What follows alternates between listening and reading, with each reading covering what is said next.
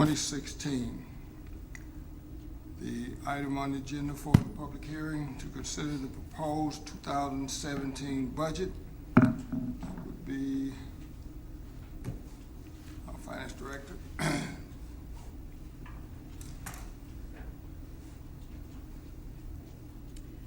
Good evening. What is before council for passage this evening or at this evening's meeting is the 2017 budget. The details of the budget were gone through at our last council meeting. There were all the assumptions in the budget as well, both revenue and expenditure were both noted in the previous meeting. There really are no real drastic changes. The budget does reflect a revision in that it is balanced. It is structurally balanced for both of our major funds, which is a nice, comfortable position to be in, and it is a position that we have not been in the past. So in that we are both honored and blessed to bring you a budget that is structurally balanced. Any questions?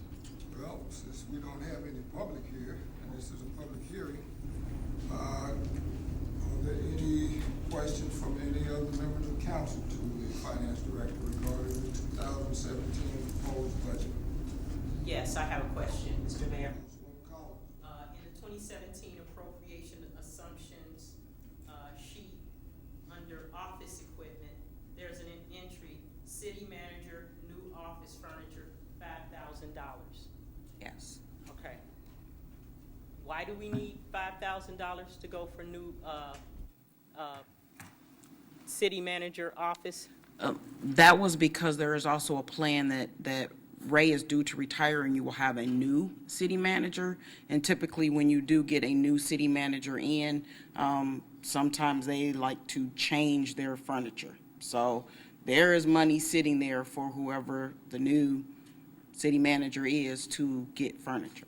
Okay, in light of the fact that in the past we've had to, especially when there was the recession or whatever we just came out of, we had to drop certain city events. Yes. Such as the night out.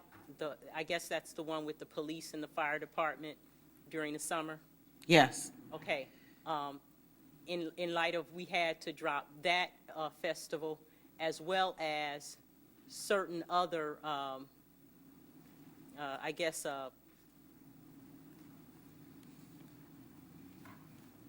elements of entertainment and or education, civic entertainment and civic education that the entire city was able to partake in.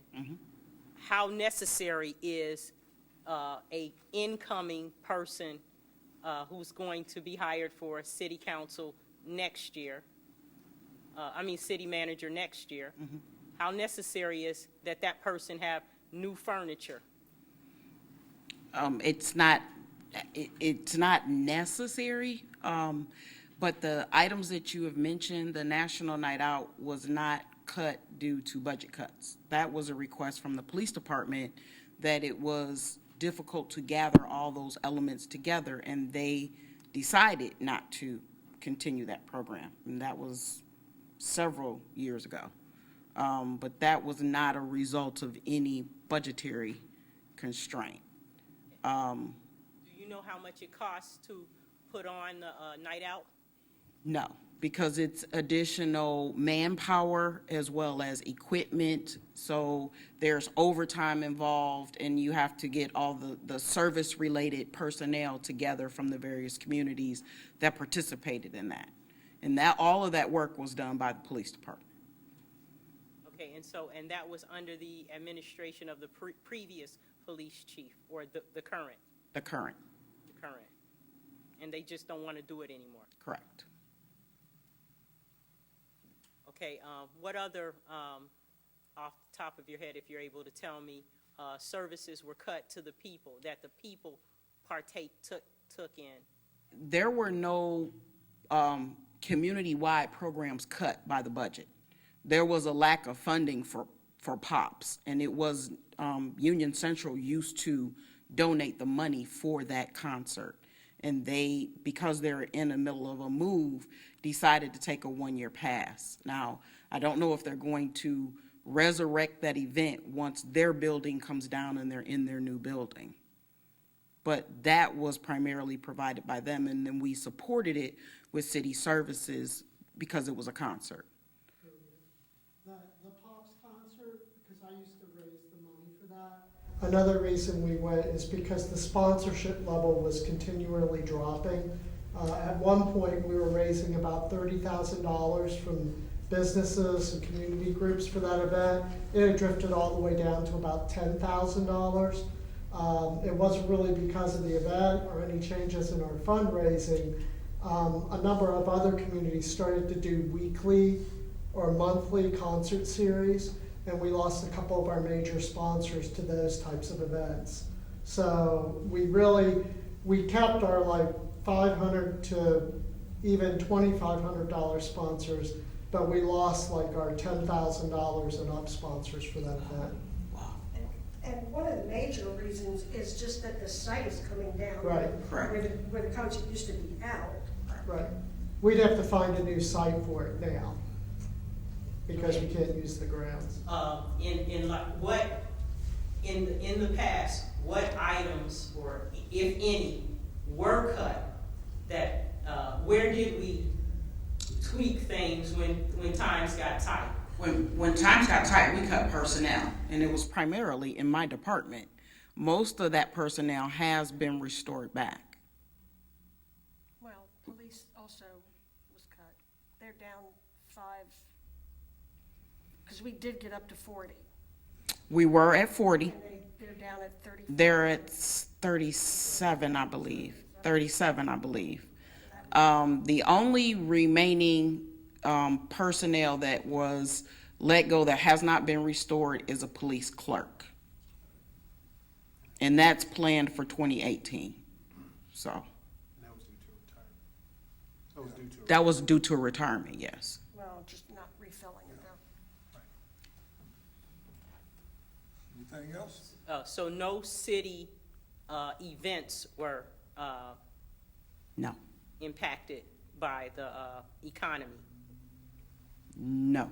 We had both Jazz in the Park all those years, and for, as Paul said, for the sponsorships that we did have, because we did try to have that concert one year and it was subject to a windstorm. So it did not occur because it was literally blown away. And it was never rescheduled to my knowledge. But it was nothing that the city ever decided to take from what we were providing for the community for a community event and redirect that inward toward the city. That has not happened. Okay, also, the progress report. There are roughly, 7,900 addresses within Forest Park, is that correct? Somewhere up there? I would have no idea. Okay, I think I read somewhere 7,900 Okay. was about the number of, and, yeah, and, Sounds rational. and in the past, we used to mail out the progress report to Yes. each resident, correct? Yes, And now we don't mail it out, we just place it online, correct? correct. Okay, now, how many times a year does the progress report go out? Is it monthly, quarterly, or what? Quarterly, to my knowledge. Quarterly. So the point at which we started putting it online and not mailing it, that freed up some money, correct? Yes, for the printing, yes. Okay, and for the mailing itself? Yes.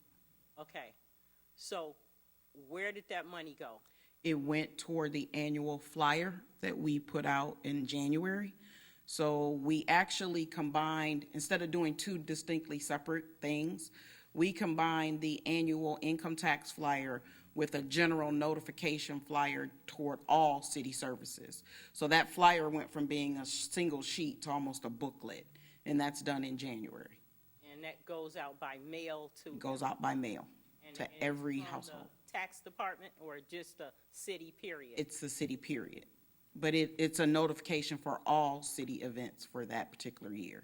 So it's done jointly with community services and finance. Okay. Have we ever, or would we consider in our partnerships with other entities such as people working cooperatively, and also we have that other company that handles the non-low income residents, and they provide the weather stripping and all that, Right. the one out of Columbus. Right. Uh, The how- energy programs. Yeah. Okay. That's being funded out of the Environmental Awareness Correct. Fund. It's not out of the general fund. Okay. I But mean, what, that's a portion of the general fund. but my idea is, inasmuch as those companies or that fund is sending out a mailing at least twice a year, Yes. could we not theoretically have them underwrite the cost of mailing out the progress report and/or the annual letter that goes out? Those typically have been absorbed by the city in that there is no benefit for them to do that particular mailing for us. All the notifications that are in that mailer are city information that residents need to know about. So, It's not the weather stripping, their program, the reason why we partnershiped with them is because the information that they're trying to get out is something our people need to know that they're eligible for. right, and they have their own communications. Right, but I see a window of partnership or a furtherance of partnership whereby, since they're mailing something out anyway, that we just, twice a year, at least, that we do a true energy conservation campaign where every quarter we report on the number of additional residences and/or businesses that did partake in the weather stripping conservation. See, I kind of foresee us truly being able to hold ourselves out as an energy efficient city, that our residents are interested in doing it, our businesses are interested in doing it, and our council is interested in truly promoting it along with and within the partnerships that we already have of people working cooperatively and the, I can't think of the name of the company out of Columbus, but whereby even on the front of the building in our, in that sign that we just advertised, 30 more additional residents have been weather stripped. We make it something that we're proud of, and that that we're constantly encouraging additional people to do it, because it's good for the environment, it's good for our city, it's good cost containment for our services, et cetera. So I'm sort of proposing that we deepen our partnership with those two companies and say, since you're mailing something out anyway, I know. I hear what you're saying, and I can request from Wright Gwynn, who leads the charge and has the familiarity with those two companies, to see what they're willing to do.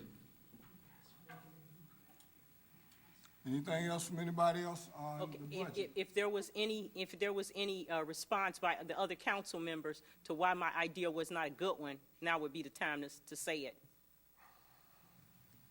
before she embarks in asking Well, it's not a budget issue. You're talking about an environmental issue, and you should take that up with Wright Gwynn.